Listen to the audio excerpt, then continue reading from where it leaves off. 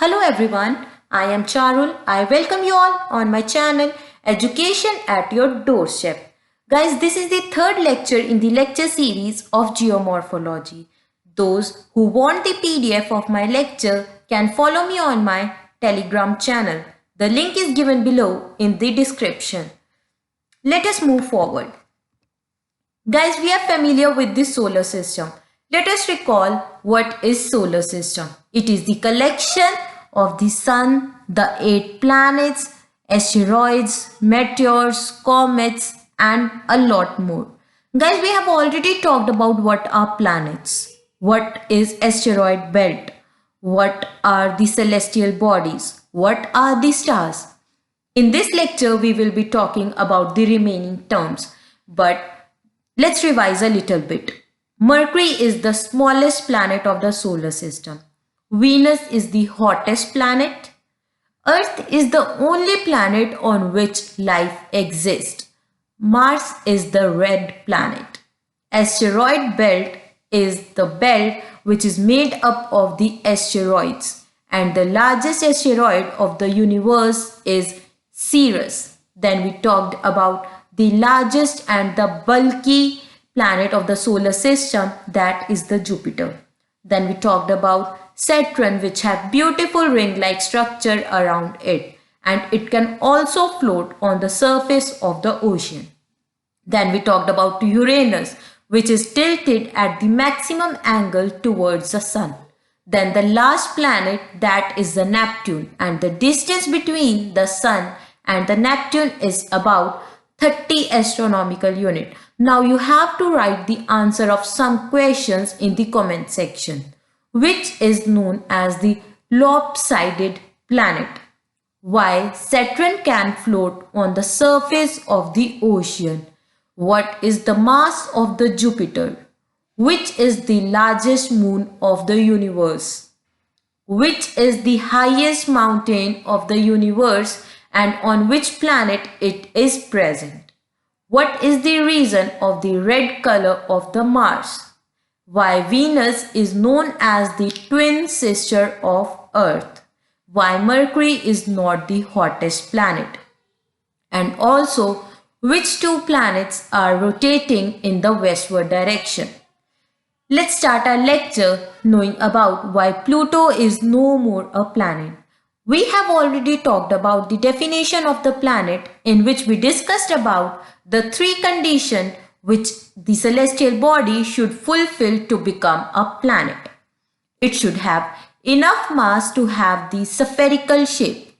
It should be revolving around the sun. And third and the most important point is that it shouldn't have that much eccentric orbit that it enters into the orbit of some another planet. इसका मतलब एक planet दूसरे planet के orbit में enter ना करे।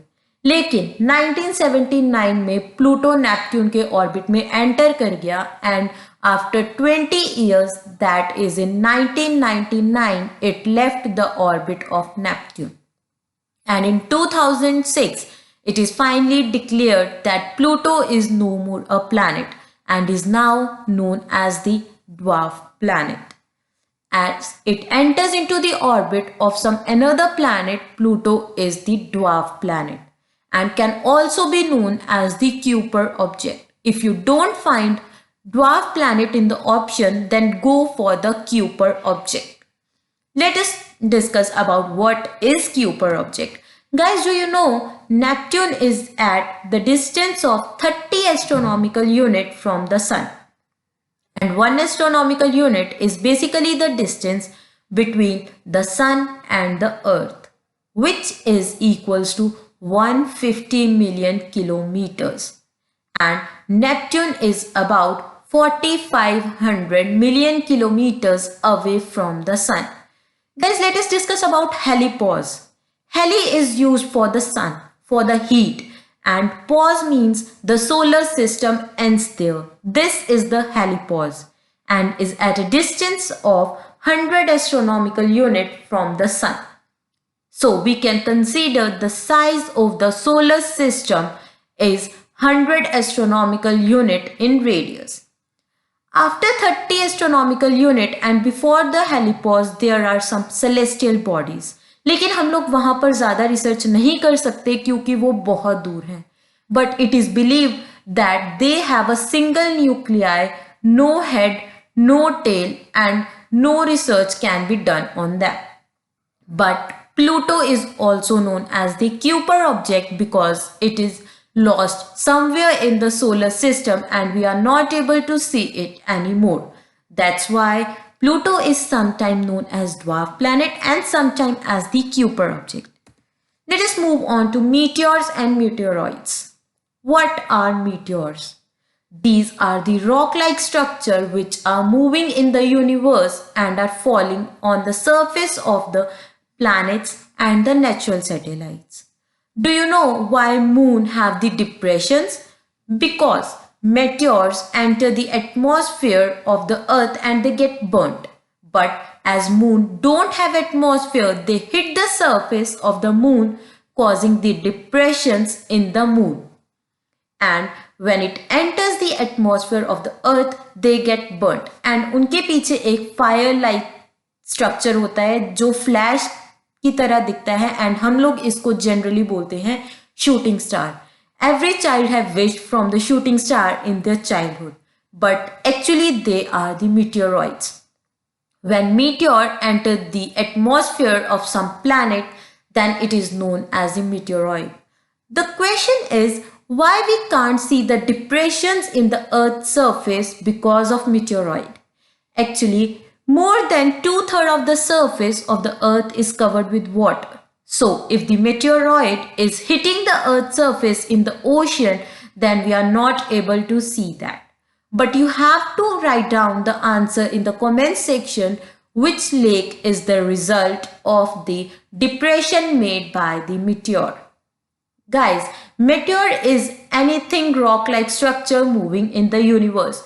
But when it enters into the atmosphere of some planet and get burnt, it is known as the meteoroid.